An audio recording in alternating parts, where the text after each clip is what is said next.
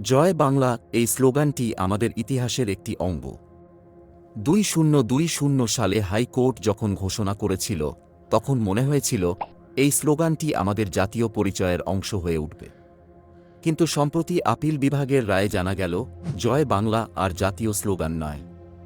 মোহাম্মদ ইউনূসের অন্তর্বর্তী সরকারের আবেদনের পর প্রধান বিচারপতি সৈয়দ রেফাত আহমেদের নেতৃত্বে আপিল বিভাগ এই রায় স্থগিত করেছে। 1971 সালের মুক্তিযুদ্ধের সময় জয় বাংলা স্লোগানটি মুক্তিযোদ্ধাদের মধ্যে এক শক্তিশালী চেতনা হিসেবে গড়ে উঠেছিল।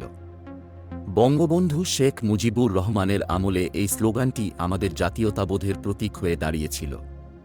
কিন্তু এখন পরিবর্তিত বাংলাদেশে এই স্লোগানটি তার মর্যাদা হারিয়েছে। ভাবুন কিভাবে একটি স্লোগান আমাদের ইতিহাসের সঙ্গে জড়িয়ে আছে, অথচ এখন তা আর জাতীয় স্লোগান নয়। এটি আমাদের জন্য একটি বড় প্রশ্ন, আমাদের জাতীয় পরিচয় কি সত্যিই পরিবর্তিত হচ্ছে?